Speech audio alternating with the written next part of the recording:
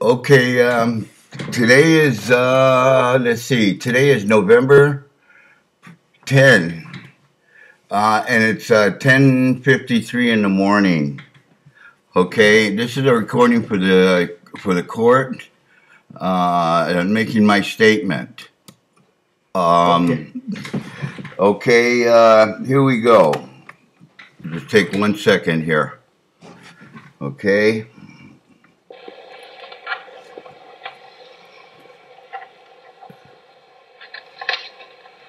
All right, here we Before go. I start, and then I'll start the tape. First of all, I want to bring up the fact that I have a definition of double standards. You'll understand as you hear the tape as it goes on. Double standard is the unjust application of different sets of principles for similar situations. The concept implies that a single set of principles encompassing all situations, a single standard, is a desirable idea. The term has been used in print since at least 1895. A double standard may take the form of an instance in which a certain concept, often, for example, a word, phrase, social norm, or rule, are perceived as acceptable to be applied by one group of people, but are considered unacceptable, taboo, when applied by another group. A double standard thus can be described as a sort of a bias, morality unfair suspension towards a certain group of the principle that all are equal in their freedoms.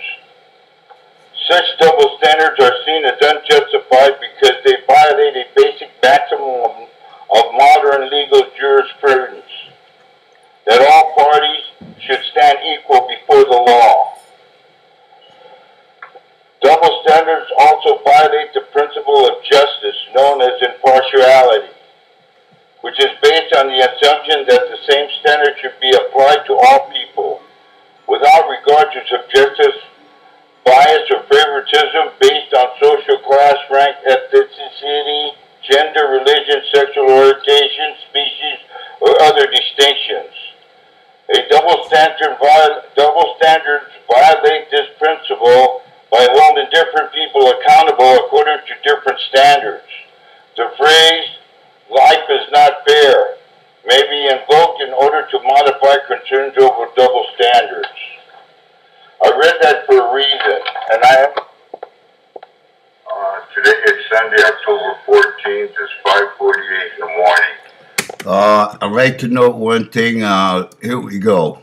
Hey, this is Julio Zamora. Today is November 6th at Tuesday, November 6th, 2012 at 10:30 in the morning. I was noticing on this notice of offer of work that this section to be completed by employee. The employee must accept, reject, or object to this offer for regular work and return this form to the employer or claims administrator listed on the form within 20 calendar days of receipt of this offer, or it will be deemed that the employee accepted the offer and has waived the right to object to the location or shift. And then down below it says, I understand that if my disability is permanent, which it is, and stationary, that the employer has fulfilled its legal obligation related to this offer. My remaining permanent disability payments will be decreased by 15%, whether I accept or reject this offer of regular work at same location or shift. Now, I should note that they sent me home on the 5th day, okay? And they haven't fulfilled their legal obligation. I'll make this recording before I listen to Mass.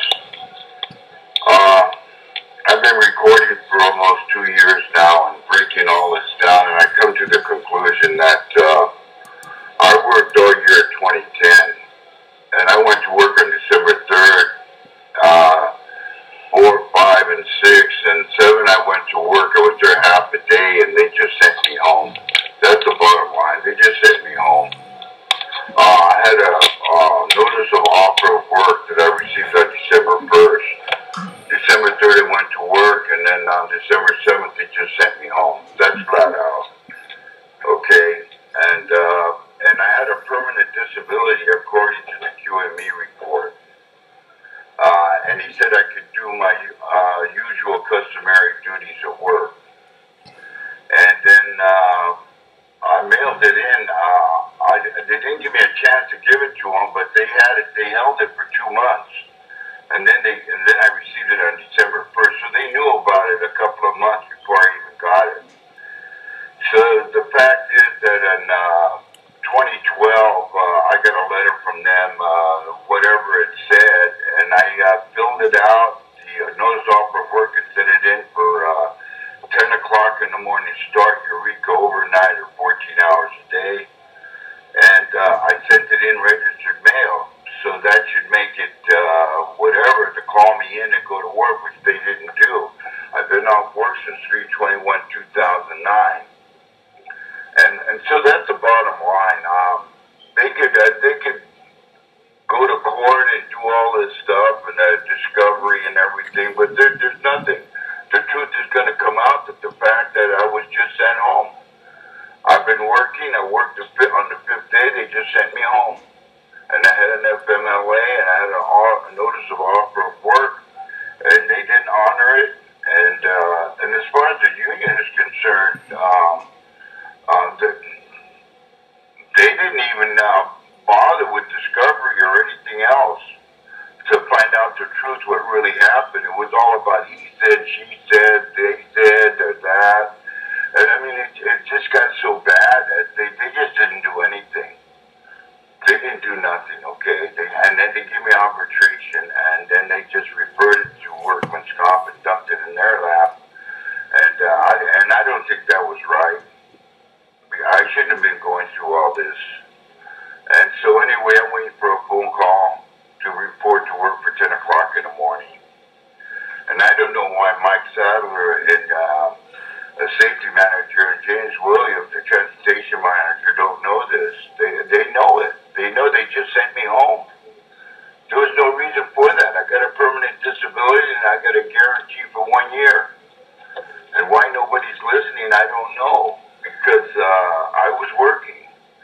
You know, what they did after December 7, 2010 has got nothing to do with what happened on December 7, 2010. Nothing. It's, you know, because everything happened on December 7, 2010, so I should be returned to work. And the fact that the administrative judge suggested they put me to work and they didn't do that.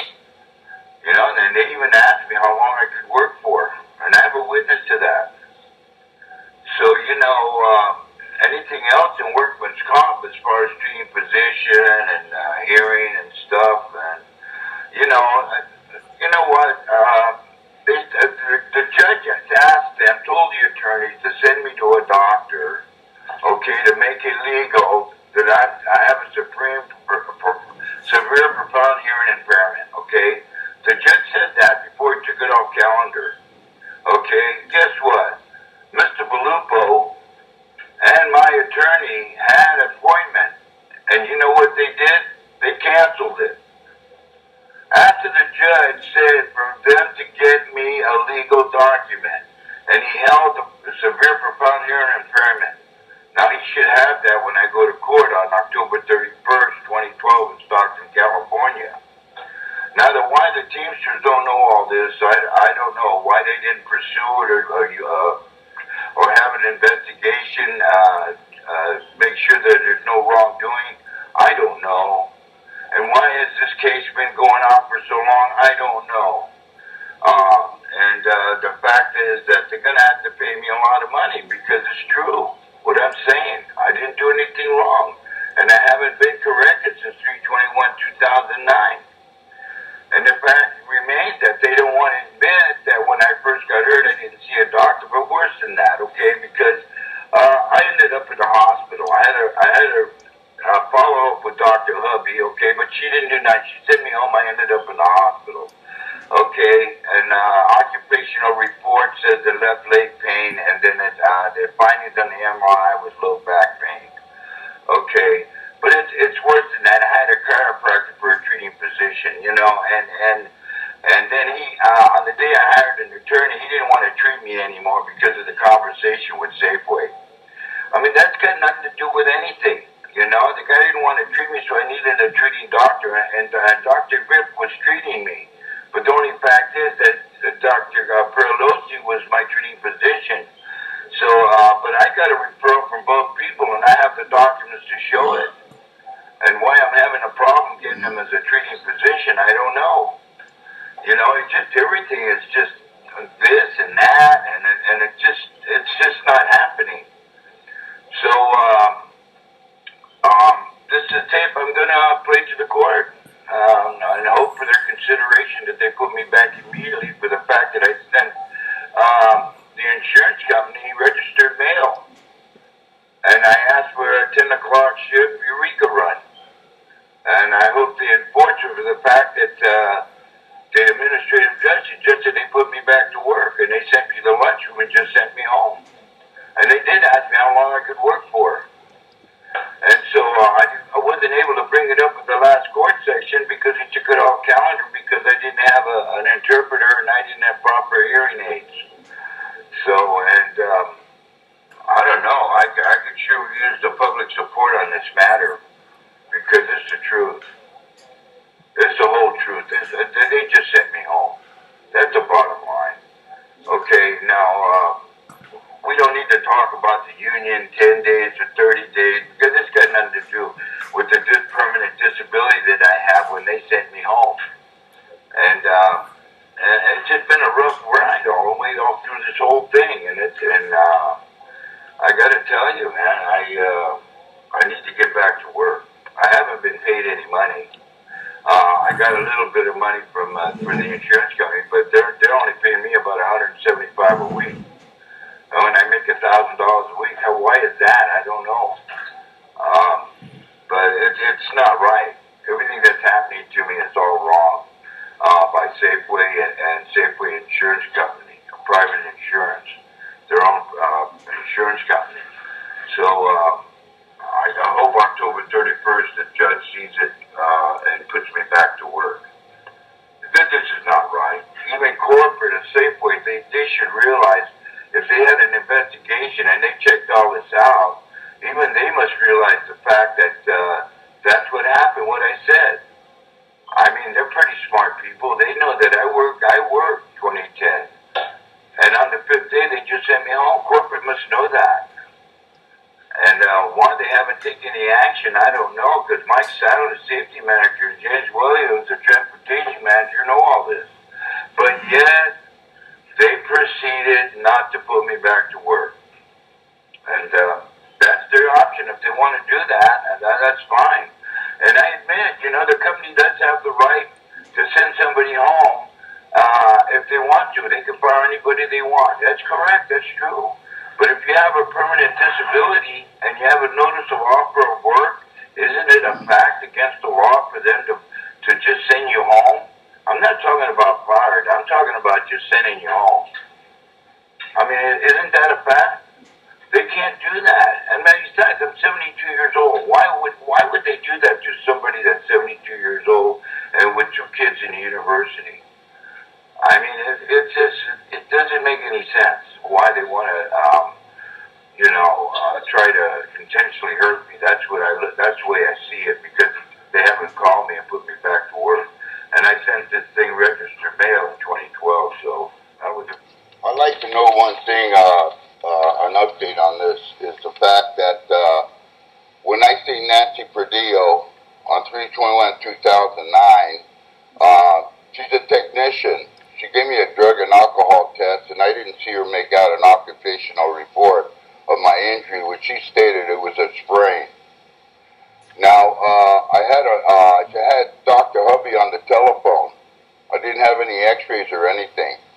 And the next day, I went to see Dr. Hubby, and I should notice the fact they had me on light duty. And then after that, soon after that, I ended up in a hospital.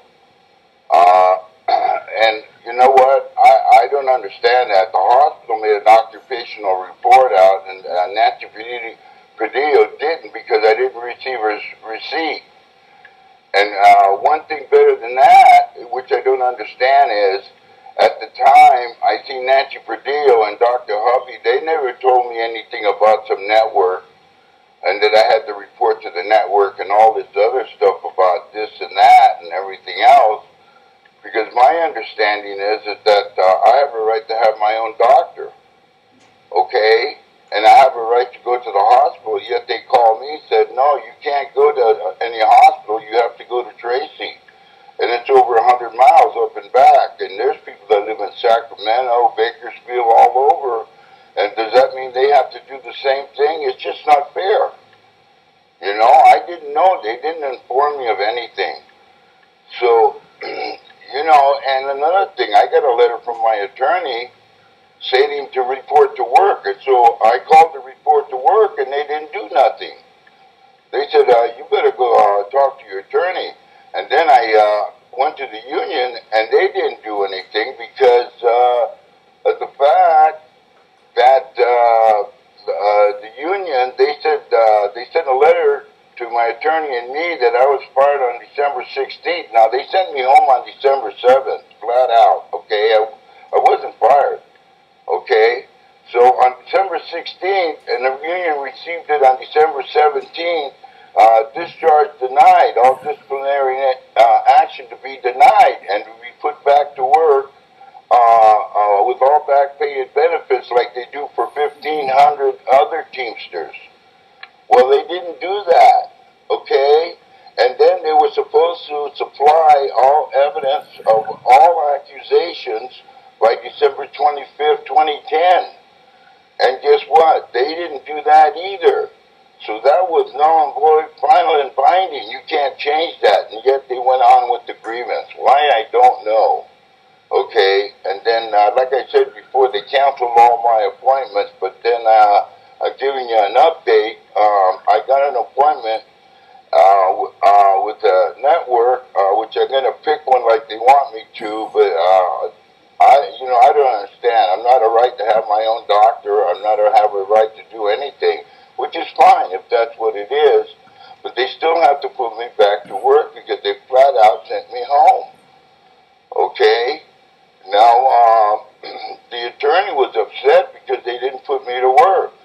You know, and I'm sure they checked it out with the insurance company, so they weren't supposed to put me to work.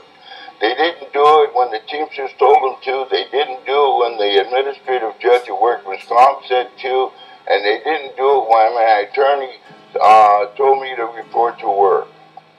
Now, it's kind of peculiar. But in any event, I want to bring up one important fact.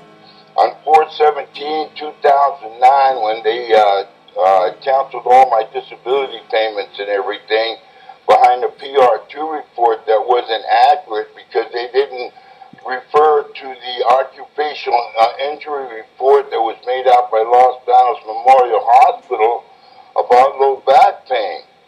Okay, I went in there for left leg pain just like I went to see Nancy Perdillo on 3/21/2009. Okay, she said it was a sprain, and the hospital said it was low back. So I don't know. Okay, and the important thing is on that 4/17/2009, I received from the unemployment office the conflict of liability. Conflict of liability. And on it states they don't have a right to decide anything. Okay, and then I received one in 2012, about a month ago. Okay, this is November 1st. I'll say about 2 weeks back I received an EDD thing about conflict of liability again because it ran out of money and I haven't been receiving any money at all. And I haven't received any money from when they sent me home on December 7, 2010, so they owe me money from December 7, 2010. Because I worked the year of 2010, okay? And so anyway, I received another conflict of liability and states they don't have a right to decide anything, so that the money has to be paid back to the unemployment office from December 7th, 2010, all the way up to 2012 and ongoing, unemployment because of my disability, and I faxed them all the proper documents, the release to go back to work and everything else. And so they're paying me unemployment. So that money has to be, that's an issue for workman's comp. So when they pay me my back pay, and God help that the judge takes in consideration to put me back to work with automatic retirement on my birthday next year. That's what I'm asking for, and all back pay and benefits. And it's got nothing to do with the union because it's not their jurisdictions, and they're the ones that said to take it to workman's comp. Okay, they don't want to give me arbitration. They denied it. They sued on workman's comp, and which I don't think that's right because I've been in the union for 50 years. I'm 72 years old, and the union's always taking care of discrimination issues.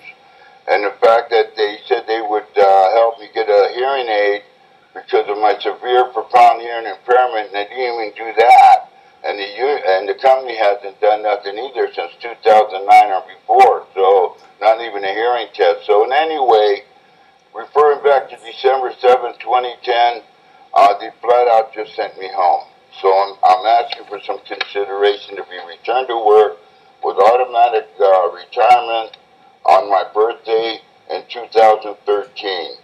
Okay, for the fact that I don't want to lose my lifetime medical that I paid for out of my pocket, and I've been paying into it going on 10 years.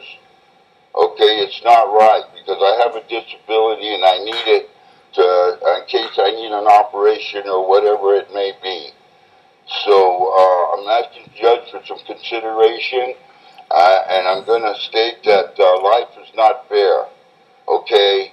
Because they put the 1,500 other teachers back to work if they get an offer of work, or the union says put the man back to work with all back pay and benefits if the letter is not sent within 10 days, or they don't prove their accusations within 10 days, final and binding. So that's my update, and this is 2012, November 1st or 2nd, okay?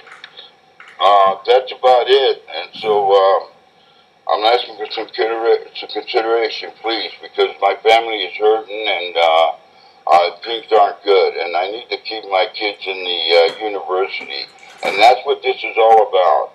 I just want to get my kids through the university. My daughter only needs one more year, so I'm asking for that consideration.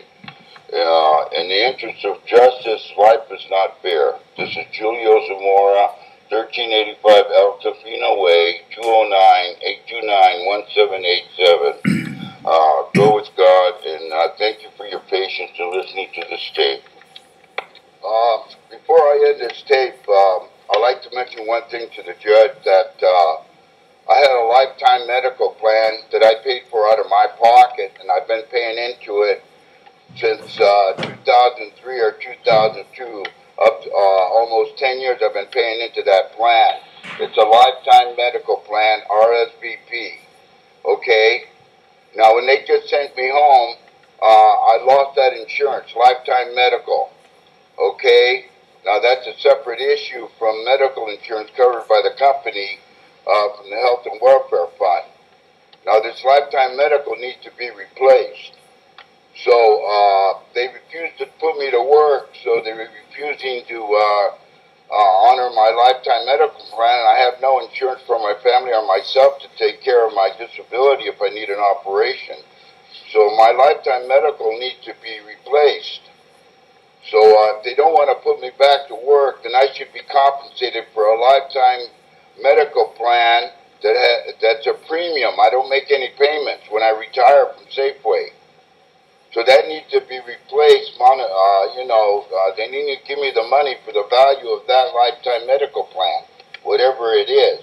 And I should also know that I had therapy, or a therapist come to my house to give me therapy, and I paid for it out of my pocket. So that's the end of that. And I've been paying for therapy out of my pocket for some time now. So that'll be the end of that. And I should also note that they intimidated my treating physician, Perilosi, the day I hired an attorney. They didn't want to treat me anymore. but only if they treated me because I have an attorney. And so they're being forced to treat me because of that fact. And I've been waiting for a change in treating physician since then. So I hope you take all that into consideration and return me to work.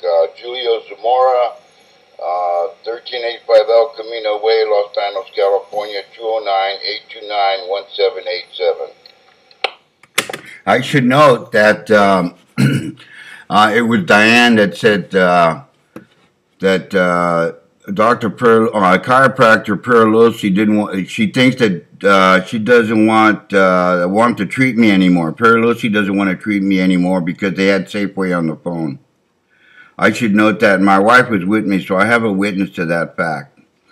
So I would like again to invoke the double standards by saying life is not fair.